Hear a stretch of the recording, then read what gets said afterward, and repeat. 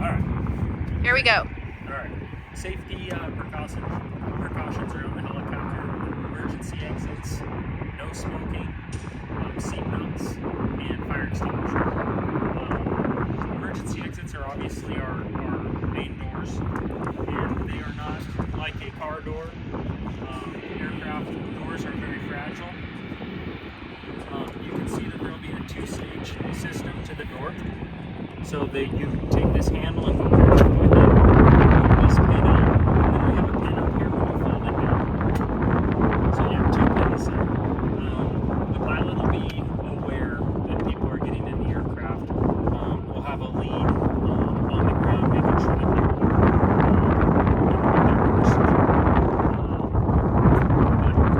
operate it. There you go. In case of an emergency, you might have to work this door by yourself. You need to know how to do it. In the back seat, there is a lock, this little white tab. If you push that down, if you rest your arm on it, accidentally bump it down, it will not let you out. Okay? You need to pull this, and then you will be able to get out. You can see the door functioning. So, the other problem people do is they try and shut the door in the closed position. That pin will hit the airframe and it won't let it close. So always make sure that you're in the open position. Shut the door, aft, then up, and it's opposite on the inside. Seatbelts. Everybody will have a seatbelt. There's a buckle just like your car. You push the red button, it opens the seatbelt. Depending on the weight and size of passengers, we can take 3 in the back, 1 up front. If we have some larger passengers, we'll take 2 in the back, 1 up front.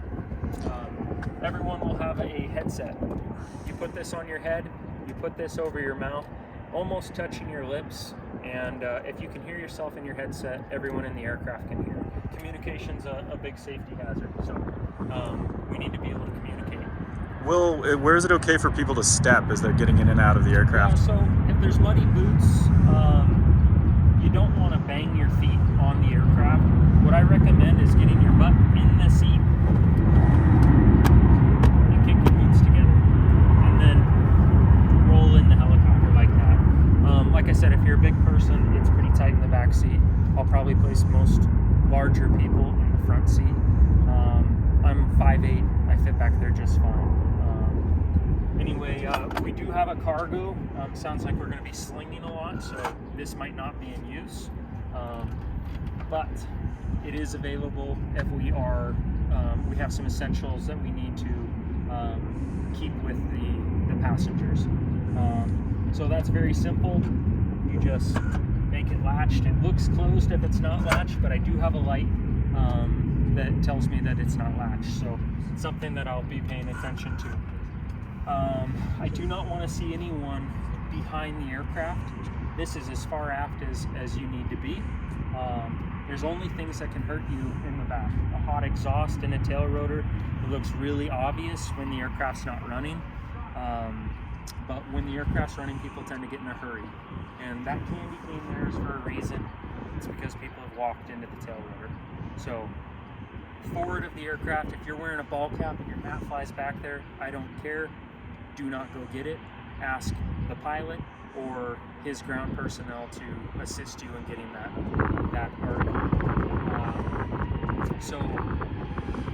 Always in front of the helicopter. So we talked about seatbelts, emergency exits, no smoking on this flight, and then we do have a fire extinguisher in the forward passenger area. This fire extinguisher is not to put out a fire. If there was a fire in the aircraft, it's to help get out of the aircraft. That's it. So it's not to fight a fire, it's to help you get out. And that's all I have really for safety. The biggest key is to slow down, think before you act, ask questions before you act. Actually, I thought of one more thing. The seatbelts.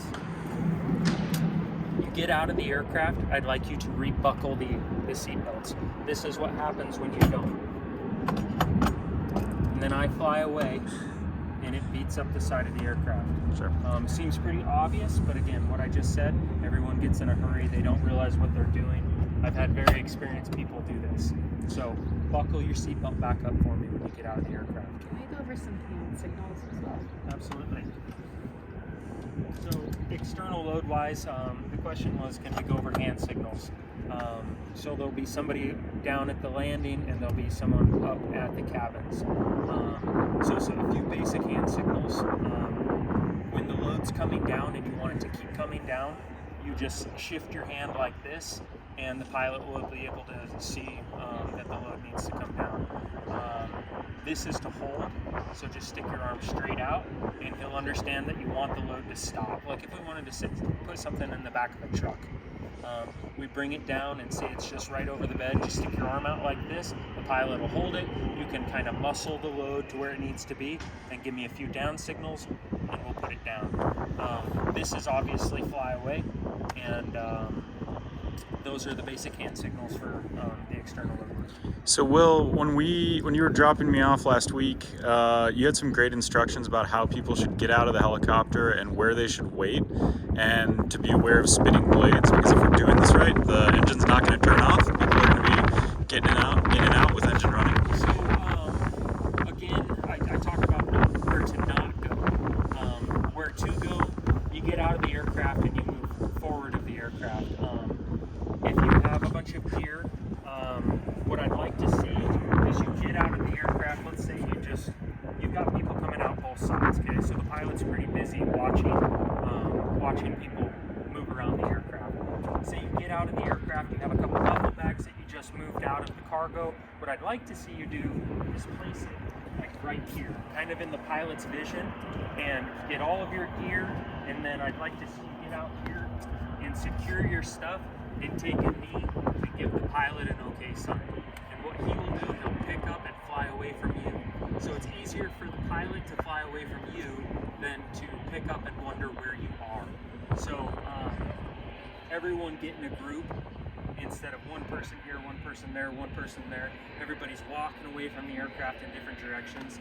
Gather up as a group, get your gear in a pile, and then the pilot will fly away from you. That's the safest way to do it, 'cause the blade will be overhead. Yeah, and the blades won't come down and get you, but it is possible that you could potentially walk up into the blades. If I had to land on a hill, you could walk up that hill into the rotor blades. You don't need to do the military crawl into the rotor disc. They're not going to come down and get you. You just have to be aware of you leaving the rotor disc, and that's why we have everyone gather up, so that's not an issue. The pilot flies away.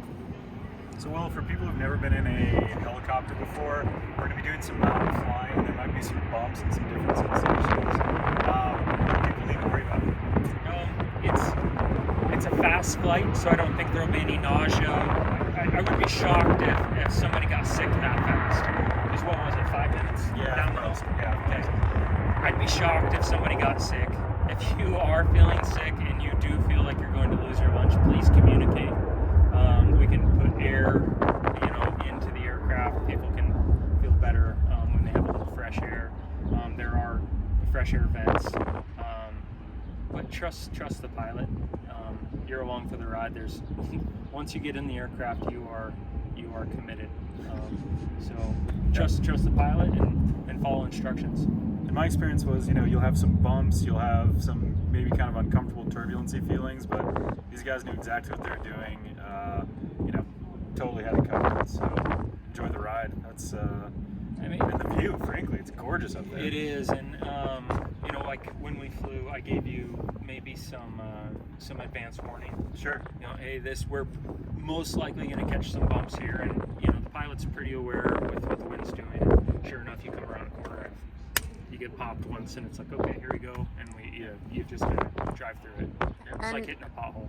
Well, we talked about one more thing in terms of the staging of the cargo. You'll drop off 3 nets that we can transition between the 3. One will be in flight, one will be prepped, and then we'll be staging the 3rd one, if you just want to walk us through the sequence of that. Yeah, so the goal is efficiency here.